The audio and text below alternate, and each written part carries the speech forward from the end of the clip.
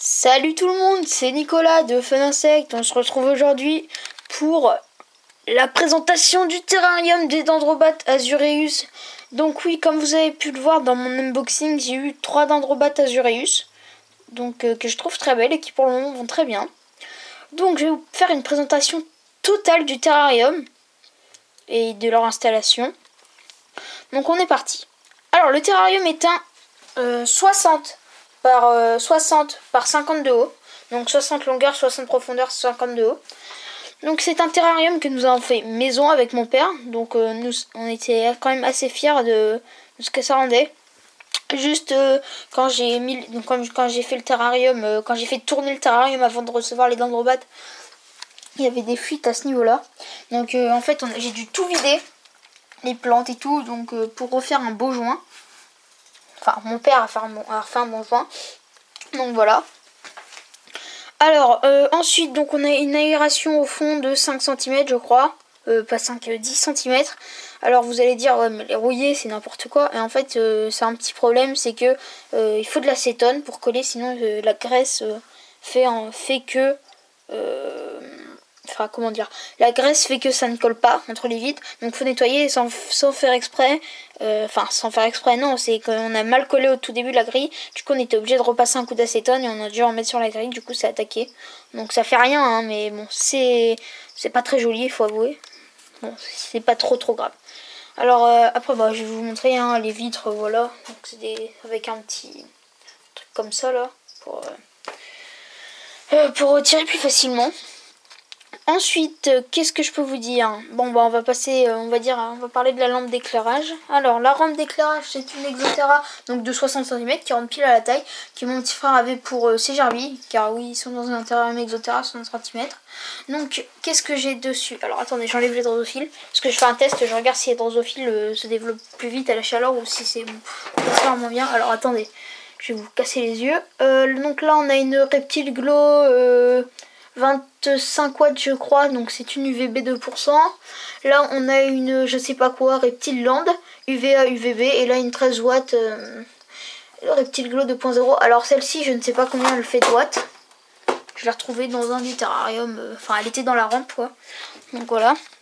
Ensuite j'ai un câble chauffant donc qui passe derrière, qui fait à peu près le tour comme ça du terrarium, qui chauffe. Donc déjà ça chauffe pas mal hein, donc ça c'est assez bien.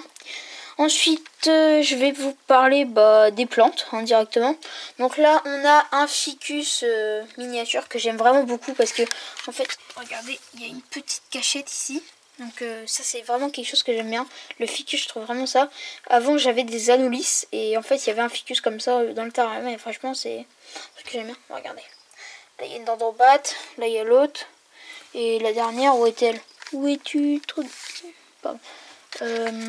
Je ne sais pas. Bon, elle doit être dans l'arbre, je l'ai vue tout à l'heure. Bon, voilà. Donc ça c'est un ficus. Donc là on a un broméliacé. Donc vraiment très joli aussi. Voilà. Ensuite, et là on a plusieurs. Enfin c'était dans un seul pot, mais il y avait plusieurs pieds. Donc des chlorophytum. Voilà. Ensuite au sol, le substrat. Donc on a un drainage. Donc c'est de l'aqualite. Ensuite, au-dessus, on a du manodo qui est bien pour les plantes, pour qu'il les stimule.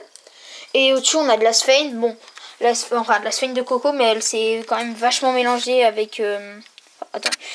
vachement mélangée avec le manodo. Donc, c'est assez moche. Donc, ce que je vais faire, c'est que je vais aller acheter un ou deux blocs de sphène et je vais en mettre partout sur le truc. Ça sera beaucoup plus joli et ça gardera mieux l'humidité. Là il y a un bout de pomme, c'est pour attirer les drosophiles, pour que directement les drosophiles aient sur la pomme et que les dendrobates on va dire chassent plus facilement. Alors après les plantes et le substrat, donc là il y a rapidement une petite gamelle d'eau, donc pas trop d'eau sinon ils peuvent se noyer. Car oui ils sont un peu, non je vais pas dire qu'ils sont connes, mais c'est des grenouilles qui peuvent se noyer. Ça peut paraître un peu con, mais oui, des grenouilles qui se noient. Voilà, donc j'étais assez étonnée, je voulais faire une rivière, mais en fait j'ai tout de suite abandonné l'idée. Ensuite, je crois que c'est à peu près tout. Ouais.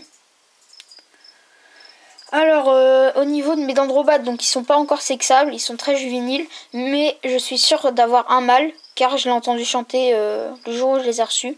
Enfin, je suis quasiment sûre de l'avoir entendu chanter. Je sais pas s'ils peuvent chanter à cet âge-là, mais c'était soit un coup de bol, ou voilà. Donc je pense avoir un mâle. Pour moi, l'idéal, ça serait d'avoir un mâle et deux femelles, même si les femelles sont quand même assez agressives. Donc voilà. Ensuite, qu'est-ce que je peux dire? Ben, c'est à peu près tout. Donc je vais vous faire un peu une vue d'ensemble. Donc vraiment, je suis assez contente du terrain parce qu'il est vraiment beau. Et bon, à part le sol, franchement, je vais vraiment aller rapidement acheter de la sphène parce que c'est pas ouf.